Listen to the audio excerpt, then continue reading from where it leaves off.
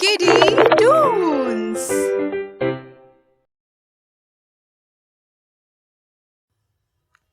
शीला का सपना। एक गांव में एक लड़की रहती थी जिसका नाम शीला था। वो बहुत आलसी लड़की थी। उसके बस दो ही काम थे, सोना और सपने देखना। उसकी माँ चांदनी और उसके पिता राजू उसकी इस आदत से बहुत परेशान हो चुके थे। ऐसे ही एक दिन, शीला उठ जाओ, दोपहर हो गई है। क्या माँ, इतना अच्छा सपना देख रही थी, मुझे क्यों उठाया?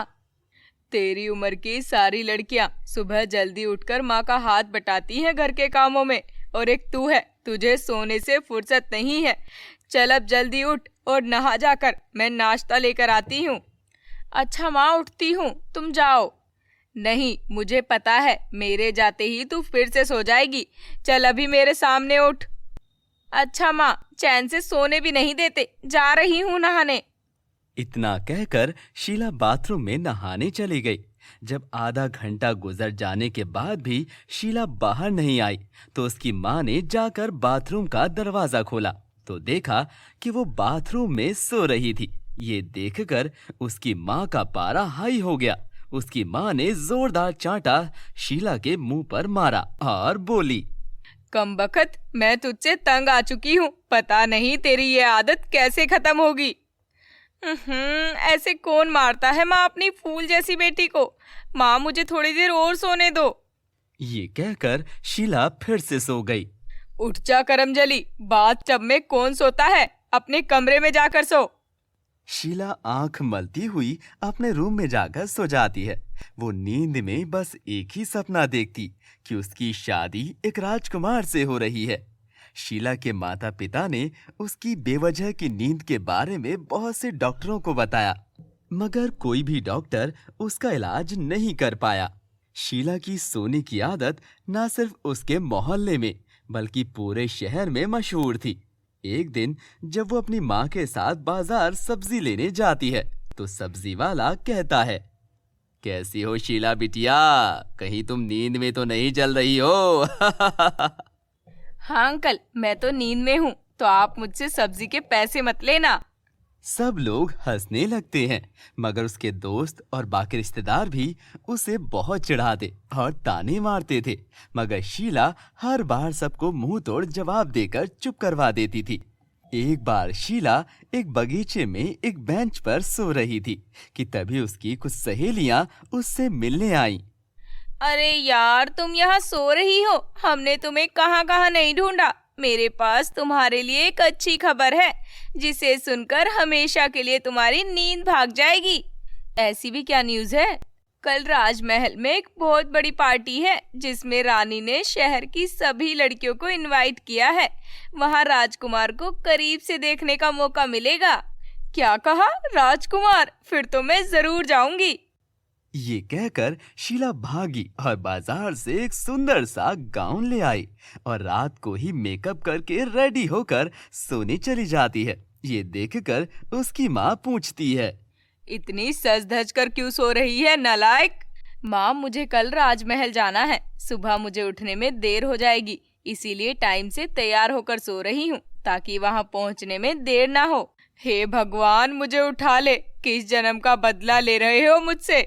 माँ, मुझे सोने दो, सुबह मुझे जल्दी उठना है। ये कहकर शीला चादर ओढ़कर सो गई। अगली सुबह उसकी सहेलियां उसके घर आती हैं और उसे जगाने के लिए उसे आवाज देती हैं।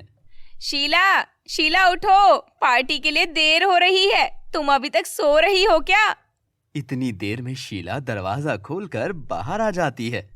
अरे यार, तुम इतनी जल्दी तैयार कैसे हो गई? हम तो समझ रहे थे कि तुम अभी तक सो रही होंगी। अरे वो सब छोड़ो, चलो अब जल्दी से चलते हैं, वरना पार्टी के लिए देर हो जाएगी। मगर शीला, हम तो कार में जाएंगे और हम सब तो कार में नहीं जा सकते। कोई बात नहीं, आप लोग चली जाओ, मैं बग्गी में आ जाऊंगी।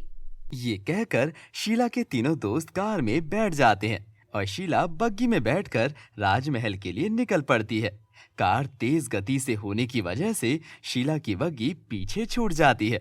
उसकी सभी दोस्त राजमहल पहुंच जाती हैं। जब बग्गी राजमहल पहुंचती है तो बग्गी वाला कहता है, बेटा, राजमहल आ गया है। काका मैं बहुत थक गई हूँ, मैं 5 मिनट सो जाती हूँ। क्या आप मुझे 5 मिनट बाद जगा देंगे? ये कहकर शीला आराम से बग्गी में सो गई। लेकिन जैसा उसने सोचा था वैसा कुछ नहीं हुआ।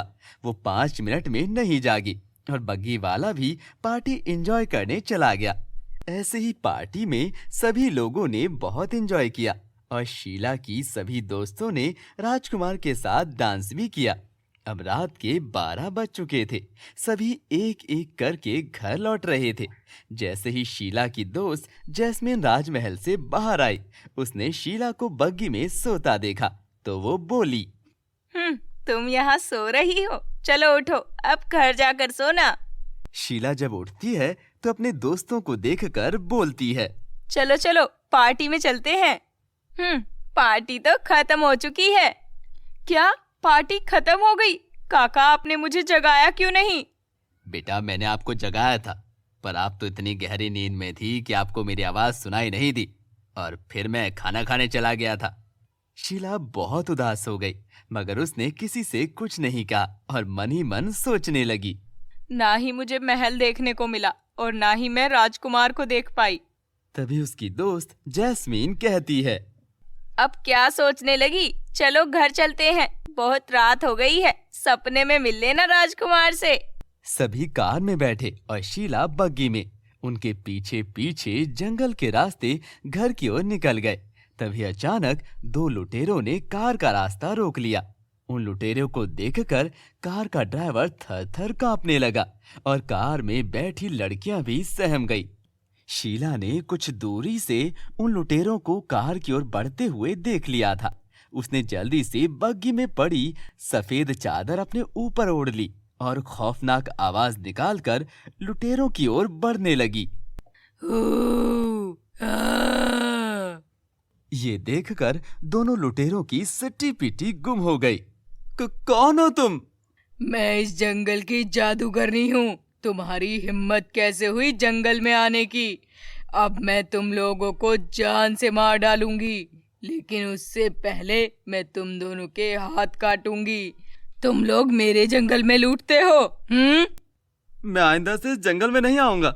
बाली, मुझे तू यहाँ लाया था। यहाँ तुम प्लीज इसके हाथ काटो, मेरे नहीं। बकवास मत कर, तू अपनी मर्जी से आया था। प्लीज तुम मेरे हाथ मत काटो। मैं आइंदा कभी ये काम नहीं करूंगा। तुम अब यहाँ से बचकर कहीं नहीं जा सकते हो। ये कहकर नकाबपोश शीला दोनों लुटेरों की ओर बढ़ने लगी। दोनों लुटेरे डर के मारे वहां बेहोश हो गए।